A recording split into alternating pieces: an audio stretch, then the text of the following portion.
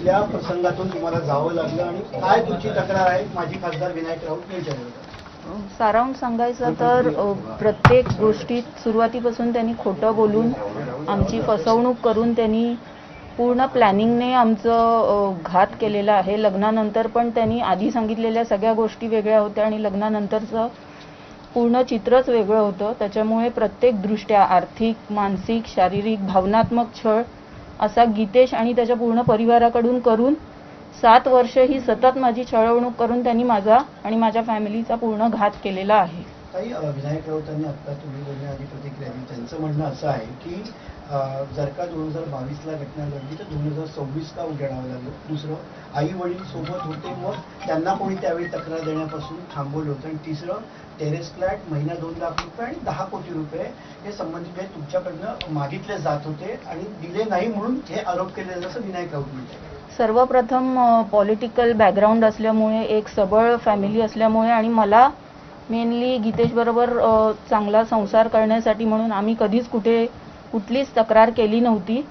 या आशेवर सगळं सहन करत गेले की आज ना उद्या परिस्थिती बदलेल आणि सगळे आनंदाने राहू. पण असं काही घडलं नाही.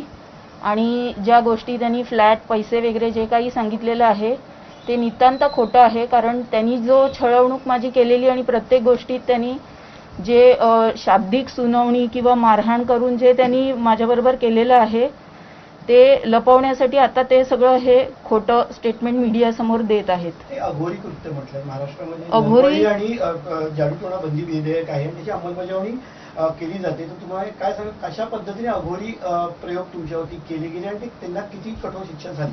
अघोरी कृत्य ॲज इन 2018 म्हणजे डिसेंबर 2017ला लग्न झाल्यापासून सप्टेंबर 2018 पर्यंत आमच्यात काहीही शारीरिक संबंध आले नव्हते.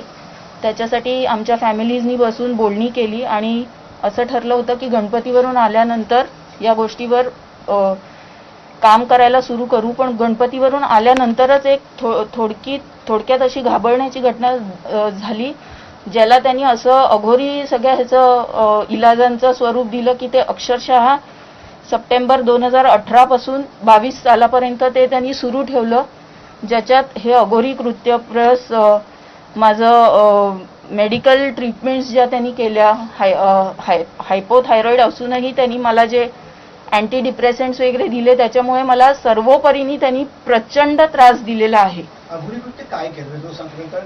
गंभीर प्रकारे महाराष्ट्राचे माजी खासदार, कौटुंबिक पार्श्वभूमी राजकीय आहे, काय अघोरी कृत्य केलं त्यांनी? अघोरी कृत्य जसं की वेगवेगळ्या बाबांकडे इलाजासाठी म्हणून घेऊन जायचे. मग ते बाबा त्यांच्या परीने इलाज करत होते. कोण जिवंत कोंबडा अंगावरून उतरवत होता, कोण कणकेच्या भावल्या, तांब्याची तार, मांसाचे तुकडे घेतलेले, माझ्या अंगावरचे न धुतलेले वापरलेले कपडे घेऊन, डोक्यावरचे केस ओढून अशा सगळ्या गोष्टी वापरून उतारे करत होते. कच्चं गोमूत्र किंवा हळद खायला देणे किंवा हे सगळे देवीच्या समोरची ती जी अगरबत्तीची उदी असते ती तीर्थ म्हणून असं एवढं पेला भरून प्यायला देणे, असं सगळे विचित्र प्रकार. म्हणजे फक्त त्यांच्या मुलाचं एक हे की तो शारीरिक संबंध करण्यासाठी असक्षम आहे हे लपवण्यासाठी त्यांनी हे सगळं पूर्ण प्लॅनिंगनी करून माझं आयुष्य बर्बाद केलेलं आहे. काही राजकीय दबाव होता का? कारण माजी खासदार खासदार राहिले, वजन आहे शिवसेनेमध्ये त्यांचं, असं राजकीय दबाव तुमच्यावरती कशा प्रकारचा होता आणि किती राजकीय कुठल्या दुसऱ्या नेत्यांचा हस्तक्षेप होता का दबाव टाकण्यामध्ये पक्षाच्या? राजकीय दबाव तर तसं तो जास्ती असण्यापेक्षा जो एक मेंटल ट्रॉमा मला दिला जात होता, एक घरच्यांकडून जे प्रेशराईज केलं जात होतं. जसं नवरा मला मारहाण करून बोललेला आहे की माझ्या वडिलांनी 2 करोड रुपये इलेक्शनसाठी लावलेले आहे, तुझ्यामुळे त्यांच्या इमेजला जर धक्का गेला तर म्हणजे तू बघ तुझं मी काय करीन, असं सगळं. म्हणजे इतकी त्याची विकृत वागणूक त्यांनी देऊन मला जे एक सर्टन असं ट्रॅप्ड मोडमध्ये ठेवलेलं आहे की नॉर्मल लाईफ हे माझ्यासाठी नव्हतंच कधी.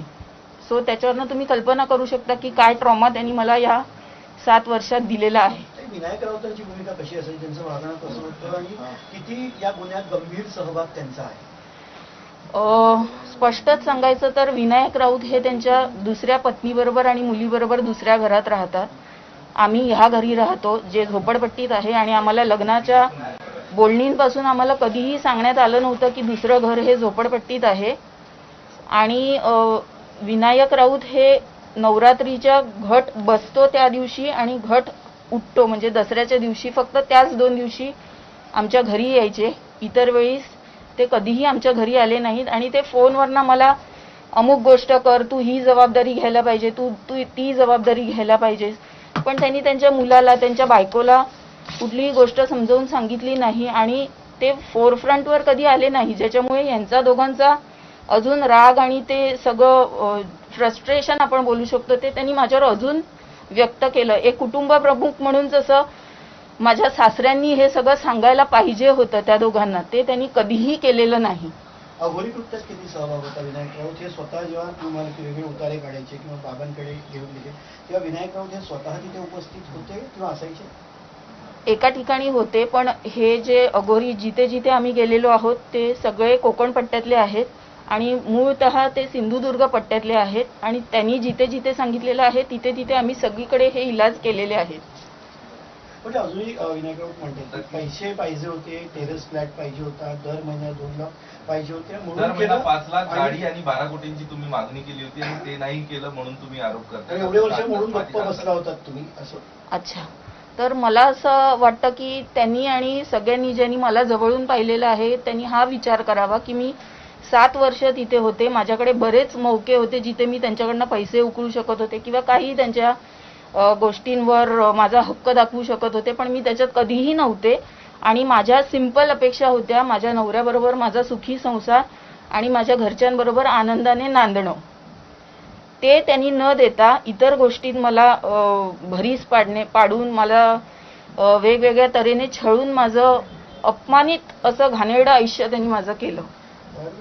कायदेशीररित्या काय तरतुदी आहेत, कशा पद्धतीची कारवाई कायदेशीरदृष्ट्या यांच्यावरती होणं अपेक्षित आहे? कुठल्या कलमांतर्गत त्यांच्यावरती कारवाई, किती गंभीर स्वरूपाची कारवाई असू शकते? आता याच्यामध्ये फसवणुकीचा 498 जो जुना 498 म्हणजे नवीन जो 85 आहे तो दाखल केला आहे आम्ही. 318 सेक्शन जे आहे फसवणुकीचं ते दाखल आहे. प्लस महाराष्ट्र नरबळी जो आहे सेक्शन ब्लॅक मॅजिक ऍक्ट, तर तो त्याच्याप्रमाणे आम्ही सेक्शन 3चा 2 आणि 3चा 3 हा सेक्शन आहे. नॉन बेलेबल सेक्शन आहे. त्याच्याप्रमाणे सध्या कळतंय आम्हाला की एकाला अटक पण झालेली आहे याच्यामध्ये. तर आम्ही पोलिसांना